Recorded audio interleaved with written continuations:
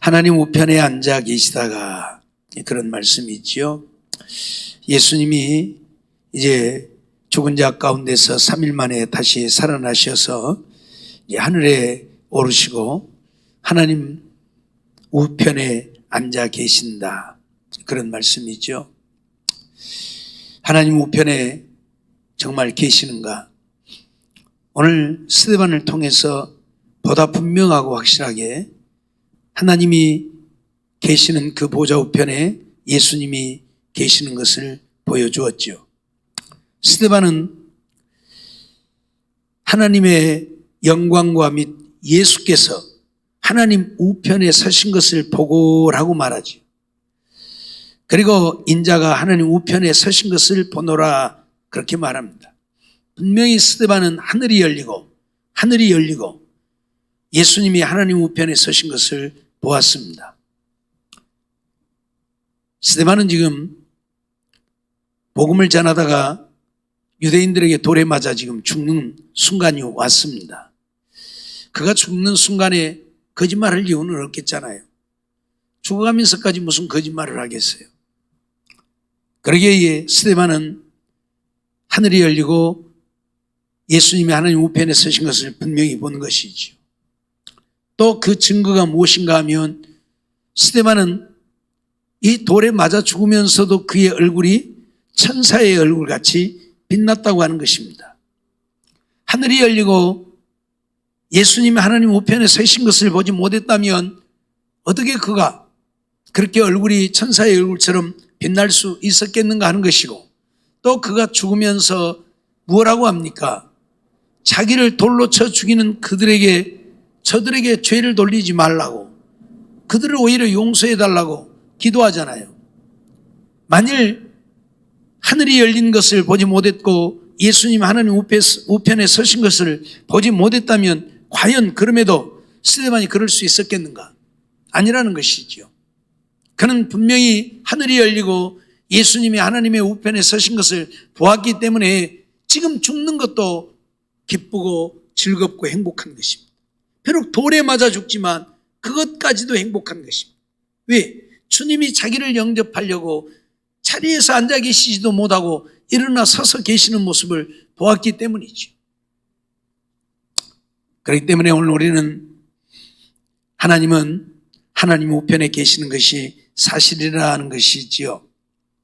예수님께서도 그런 말씀을 하셨죠.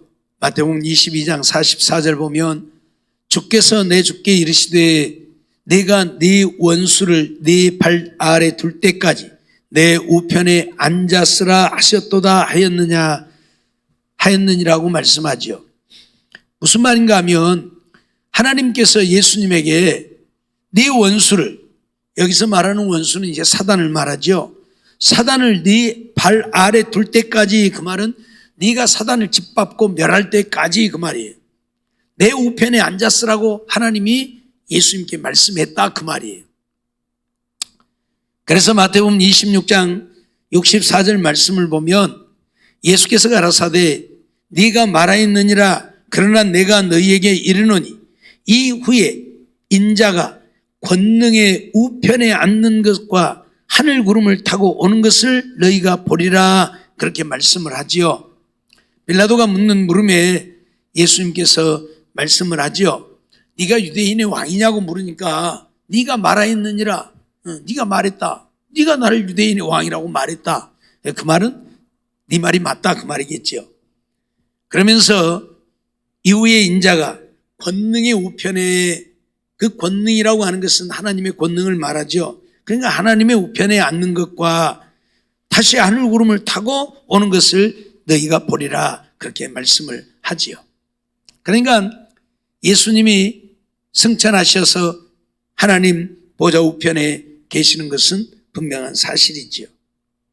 마가복음 16장 19절 말씀에 보면 주 예수께서 말씀을 마치신 후에 하늘로 올리우사 하나님 우편에 앉으시느니라 그렇게 말씀을 하고 있죠.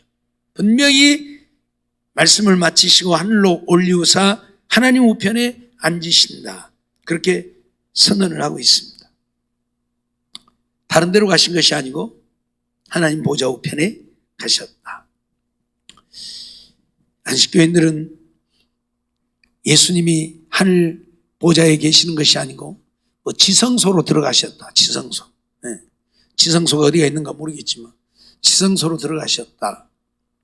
우리의 죄를 사하려고 지성소로 들어가셨다. 그렇게 주장을 하는데 예수님은 이미 십자가의 죽으심으로 우리의 죄를 사하신 것이지 지금 우리의 죄를 사하려고 지성소에 들어가신 게 아니에요. 그런데 예수님의 재림을 예언했다가 재림 안 하니까 재림 안 한 것이 아니고 재림을 했는데 이 땅으로 재림한 것이 아니고 지성소로 들어가셨다고 말을 하는데 할 핑계가 없으니까 그런 핑계를 대지요. 신천지 사람들 그들은 안 죽고 산다고 지금 이야기를 하잖아요. 영생한다고. 안 죽고 영생한다고. 육신이 안 죽고 영생한다고. 그런데 이제 조금 있으면 이만희는 죽을 것이고 죽으면 이제 또 뭔 핑계를 대려는가 모르겠어요. 죽은 것이 아니라 잔다 또 그러고 말을 한가? 아니면 또 아니다 지금 하나님 나라에 올라가셨지 죽은 것이 아니다 그러는가? 도대체가 성경대로 믿으면 되는데 성경대로 안 믿으니까 이제 그런 우스운 이야기들이 나오는 거죠. 어떻든 하나님은 하나님 우편에 앉으셨다. 그래서 바울 사도는 골로새서 3장 1절에서 그러므로 너희가 그리스도와 함께 다시 살리심을 받았으면 위의 것을 찾으라. 거기는 그리스도께서 하나님 우편에 앉아 계시느니라. 바울이 이렇게 자신 있게 말할 수 있는 게 뭐예요? 바울도 하나님 나라를 갔다 왔잖아요. 바울도 하나님 나라에 이끌려가서 하나님 나라에 스데반 하늘이 열리고 하나님 보좌 우편에 예수님이 서신 것을 보았지만 바울은 직접 하나님 나라에 갔어요. 자신이 하나님 나라에 갔어요. 바울이 고백하고 있는 것처럼 몸 안에 있었는지 몸 밖에 있었는지는 모른다. 그 말은 내 육체가 함께 하나님 나라에 갔었는지 육체는 안 가고 내 영혼만이 하나님 나라를 갔었는지는 내가 잘 모르겠다. 그러나 내가 하나님 나라 간 것은 사실이고 가서 가히 사람의 말로 이룰 수 없는 것을 듣고 보았다고 말을 하죠. 이게 바울은 분명히 하나님 나라에 가서 보았어요. 그런데 예수님이 하나님 보좌 우편에 계신 것을 보았죠. 그래서 이렇게 자신 있게 말하는 거예요. 거기는 그리스도께서 하나님 우편에 앉아 계시느니라. 그러니까 오늘 우리가 그리스도와 함께 다시 살리심을 받았다고 한다면 땅의 것, 세상 것, 육신의 것 구하지 말고 무엇을 찾으라? 위의 것. 위의 건 뭐예요? 예수 그리스도를 찾으라는 얘기예요. 예수 그리스도를 찾으라는 얘기예요. 거기는 그리스도가 하나님 보좌 우편에 계신, 그러니까 그 그리스도를 찾으라. 그건 곧 하나님 나라를 찾으라는 이야기죠. 세상 것, 육신의 것 찾지 말고. 베드로 사도도 베드로전서 3장 22절을 통해서 분명히 선언하죠. 저는 하늘에 오르사 하나님 우편에 계시니 천사들과 권세들과 능력들이 저에게 순복하느니라. 예수님은 하늘에 오르사 하나님 우편에 계신다. 그래서 천사들, 권세들, 능력들이 그 예수님에게 순복한다. 그렇게 고백을 하죠. 베드로 사도 역시 이전에 성령을 충만하지 않았을 때야 육신적인 것만 갖고 살았으니까 몰랐지만 그가 성령의 충만함을 받고 난 이후에는 그가 하나님 나라에 대한 것들을 알게 되어지고 그래서 이렇게 자신 있게 그도 선언을 하는 거죠. 하늘에 오르셔서 하나님 우편에 계신다. 그렇습니다. 예수님은 하늘에 오르사 하나님 우편에 앉아 계십니다. 거기 우편이라고 하는 표현들을 통해서 이 많은 논란이 생겨요. 하나님 보좌 우편, 권능의 우편. 그러니까 아니 하나님은 여기 앉아 계시고 우편이면 이쪽에 오른쪽에 예수님이 앉아 계신단 말 아니냐. 그러면 하나님은 두 분 아니겠느냐. 하나님 아버지 예수님 둘이 아니겠느냐. 그래서 이단들은 항상 그렇게 주장을 해요. 하나님은 혼자가 아니고 하나님은 둘이다. 아버지 하나님, 아들 하나님 둘이다. 그렇게 주장을 해요. 그러나 이 우편이라고 하는 표현 자체가 오른쪽을 말하는 것은 분명한 사실인데 그 보좌 오른쪽의 의미가 아닌 예를 들면 오른손, 우리가 그런 표현을 쓰는데 오른손은 뭘 말하는 거예요? 능력을 말하는 거예요. 권능을 말하는 거예요. 오른손은. 그러죠? 항상 오른손을 이야기할 때는 능력이나 권능을 말하는 거예요. 그러니까 여기서도 말하는 우편이라는 개념은 그런 능력이나 권능 이런 것들을 이야기하는 것이 장소적인 개념으로 오른쪽이라는 이야기 아니다는 거예요. 뭔 말인지 이해가 돼요? 그냥 하나님의 보좌를 일컫는 것인데 오른편에 앉아 계신다고 표현을 하는 것은 하나님의 그 능력, 하나님의 그 권능 그것을 갖고 계신다. 그렇게 이제 보는 거예요. 가장 높은 명예와 권세의 위치에 있다. 그런 표현으로 오른편이라는 표현을 사용한다는 거죠. 하나님의 능력, 하나님의 영광, 하나님의 위엄 여기에 동참하여 통치권을 행사하는 것을 말할 때에 우편, 오른편 그렇게 표현을 한다는 거예요. 그러니까 이 원문적인 의미를 바르게 이해를 못하면 우리가 생각할 때 그러잖아요. 보좌 우편에 하나님의 보좌는 여기 있고 우편이 오른쪽. 그러니까 하나님은 여기 계시고 예수님은 오른쪽에 계시고 이렇게 이해할 수밖에 없어요. 원문적인 의미를 이해를 못하면. 그런데 원문을 보면 오른쪽이라고 하는 말은 맞는 것이지만 그 오른쪽이라고 하는 우편이라고 하는 표현은 장소적인 개념이 아니라고 나와 있어요. 장소적인 개념이 아니라고. 그래서 오른손 그러면 능력을 말하듯이, 예? 물론 뭐 왼손 제비는 왼손이 능력이겠지만 우리가 통상적으로는 오른쪽이니까 오른손 그러면 능력, 권능 이런 것들을 상징하듯이 예수님이 오른편에 계신다, 우편에 계신다고 하는 것은 하나님의 그 능력, 하나님의 그 권능을 갖고 계신다라고 보는 것이 맞다라는 이야기죠. 네. 사실 하나님과 예수님이 둘이라고 한다면 스데반이 그 모습을 보았는데 바울이 그 모습을 보았는데 그런 것에 대해서 언급을 하지 않았겠느냐? 분명히 했겠죠. 하나님 나라에는 하나님 아버지가 계시고 예수님이 따로 계시더라. 분명히 이런 언급들이 있었어. 그런데 성경 어디에도 그런 언급이 나오지 않아요. 그런 언급이 나오지 않아요. 그건 하나님은 둘이 아니라 한 분이시라는 이야기이고 이 우편이라고 하는 개념은 장소적인 개념이 아니라 오른쪽이라고 하는 오른손이라고 하는 그 능력을 나타내는 그런 것들을 표현하는 것이기 때문에 예수님이 권능의 우편에 앉았다고 표현하고 있는 것은 그 권능을 가지고 그 권능을 행사하는 곳에 계신다라고 하는 그런 표현으로 이해하는 것이 맞다라는 이야기죠. 그리고 하나님은 그 우편에서 뭘 하고 계시는가? 뭘 하고 계시는가? 오늘 본문을 보면 하나님은 무엇하고 계세요?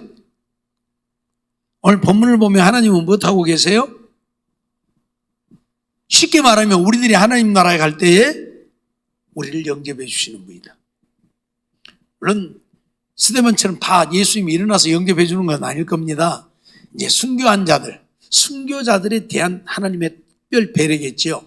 네. 어떻든 하나님이 지금 하나님 보좌 우편에서 하시는 일은 하나님의 백성들을 영접하는 일을 하고 계신다. 스데반을 통해서 우리가 그걸 배우는 거예요. 분명히 스데반이 볼 때에 우편에 서신 것을 보았다 그랬고 인자가 하나님 우편에 서신 것이 보노라하고 표현하는 것은 무엇 때문에? 스데반이 지금 순교하잖아요. 스데반이 죽으면 그를 영접하려고 예수님이 서 계시는 거예요. 다른 이유가 아니잖아요, 지금이. 그렇기 때문에 예수님이 지금 하나님 보좌 우편에서 하시는 일은 오늘 우리들이 하나님 나라에 가면 우리를 영접해 주시는 일을 하신다. 또 우리가 하나님 나라 가기 전에는 그러면 무슨 일을 하는가? 로마서 8장 34절을 보면 누가 정죄하리요? 죽으실 뿐 아니라 다시 살아나신 이는 그리스도 예수시니 그는 하나님 우편에 계신 자요 우리를 위하여 간구하시는 자신이라 그렇게 말씀하죠. 하나님 보좌 우편에서 무엇하고 계신다고요? 무엇하고 계신다고요? 우리를 위해 간구하고 계신, 우리를 위해 간구하고 계시는. 예수님이 베드로에게도 그런 얘기를 하죠.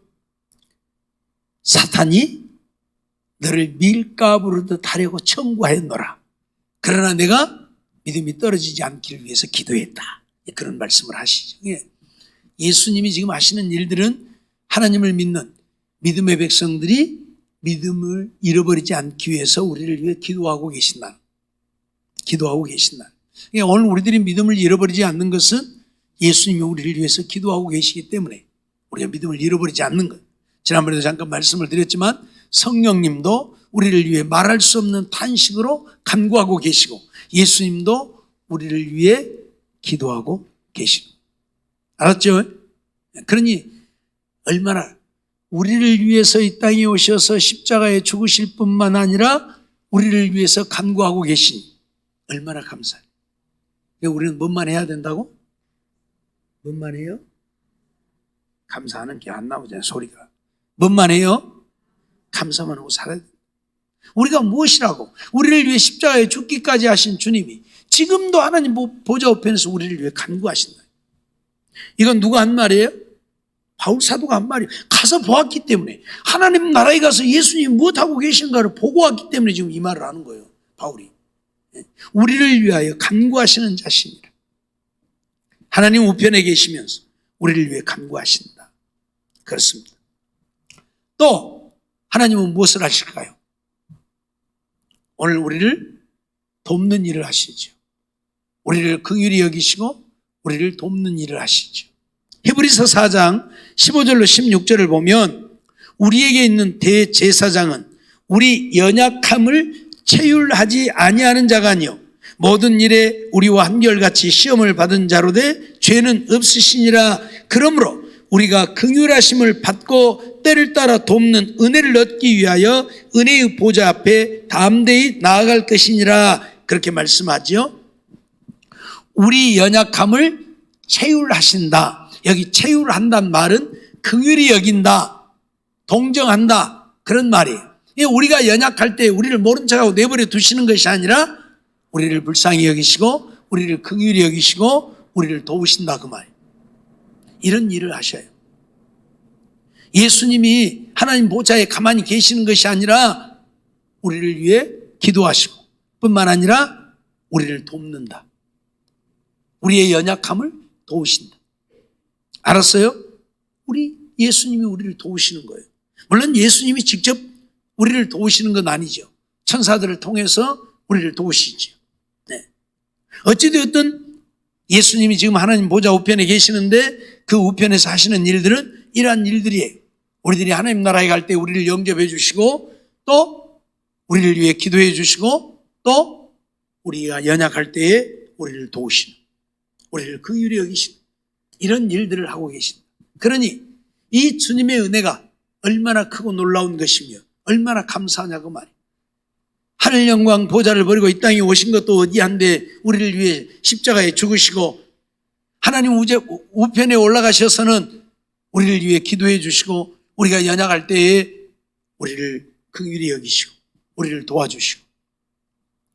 그러니 오늘 우리는 이 주님을 위해서 사는 우리가 되어야 합니다. 그래서 바울 사도는 오직 그리스도만을 벽대 삼고 그 주님만을 쫓아간다고 고백하잖아요. 이런 주님을 우리는 한순간도 잊어버리면, 한순간도 이런 주님을 잊어버리고 살면 안 된다. 그 주님을 생각하고 주님을 위해 사는 우리가 되어야 한다. 이처럼 하나님이 우리를 긍휼히 여기시는데 그러면 그 긍휼하심을 얻으려면 어떻게 해야 된다고요? 하나님 보좌 앞에 나가야 된다. 그래서 우리가 긍휼하심을 받고 때를 따라 돕는 은혜를 얻기 위하여 은혜의 보좌 앞에 담대히 나가야 한다. 그렇게 말하고 있죠. 보좌 앞에 안 나오면 어째요? 긍휼하심을 못 얻는 거예요. 담대히 하나님 앞에 나오는 자들에게 긍휼하심을 베푸신. 분명히 그러잖아요. 우리가 긍휼하심을 받고 때를 따라 돕는 은혜를 얻기 위해 은혜의 보좌, 하나님의 보좌, 하나님의 전에 부지런히 우리가 나와야 돼. 근데 이렇게 안 나오니까 문제지. 참 못들으니라고 이렇게 안 나오는지 모르겠어요. 오늘 저녁에는 30명도 안 왔어. 이제 갈수록 이제 적어지는구만. 이제 30명도 안 왔어. 뭐단가 모르겠어. 뭐다 집에서 꿀단지 끼고 뭐 꿀 발라 먹고 있는 건지. 예? 정말 오늘 우리는 하나님이 오늘 우리를 긍휼히 여기시는 하나님이신데 그 긍휼하심은 누구에게? 하나님의 보좌 앞에, 은혜의 보좌 앞에 나오는 자들에게 하나님은 그 긍휼하심을 베푸신다.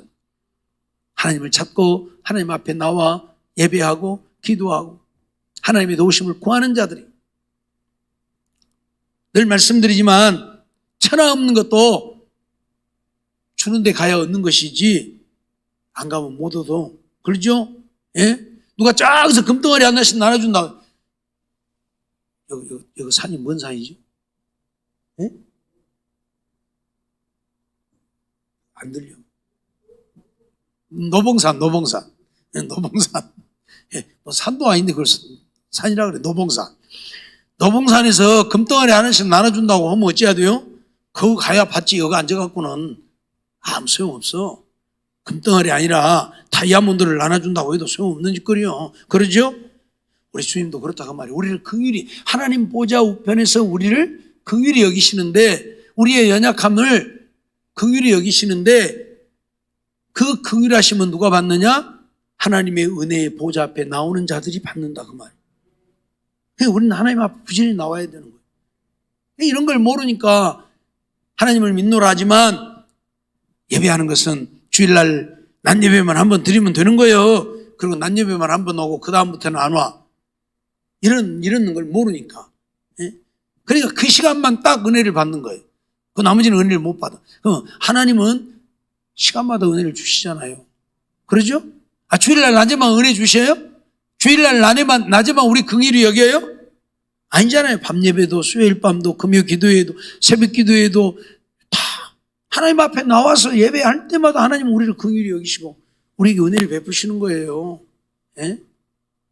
근데 그런 걸 모르니까 안 나온다니까. 그저 주일날 한번 가면 되지. 뭔 맨날 오라 했어. 이거 주일날도 가기 싫으면 그냥 텔레비전 앞에서 예배 드리면 되지. 텔레비전은 하나님의 성전이 아니라는 사실. 알았어요? 핸드폰도 하나님의 성전이 아니라는 사실. 하나님이 기도하는 집으로 정한 곳은 교회라는 사실. 교회만이 하나님의 집이지 텔레비전이나 내 안방은 하나님의 집이 아니에요. 물론 거기서 예배를 드린다고 하나님이 안 받으시는 것은 아니지만 그러나 하나님의 집은 아니란 말이에요. 알았어요? 우리 이거 분명히 해야 돼. 분명히 해야 돼. 그래서 하나님의 성전에 우리가 다윗을 통해서 그걸 배우잖아요. 하나님의 성전을 사모해서 어쩐다고? 네? 다윗이 어쩐다고 고백해요? 하나님의 성전을 사모해서 어쩐다고? 몰라요? 나도 몰라. 다윗은 하나님의 성전을 얼마나 사모했습니까? 왜? 하나님의 성전에 가서 예배할 수 없으니까, 제사할 수 없으니까 너무너무 속이 타고 터지는 거예요. 하나님의 전에 가야 되는데 못 가니까. 예? 사울에게 쫓겨다니고 그러니라고. 그래서 하나님의 전을 사모해서 혀가 마르고 하나님의 전을 사모해서 예? 사람의 몰골이 아닌 그런 모습으로 다윗은 살았어요. 그렇게 전을 사모했어요. 오늘 우리도 좀 그렇게 사모해야 되죠. 하나님의 전을 좀. 예? 옛날에는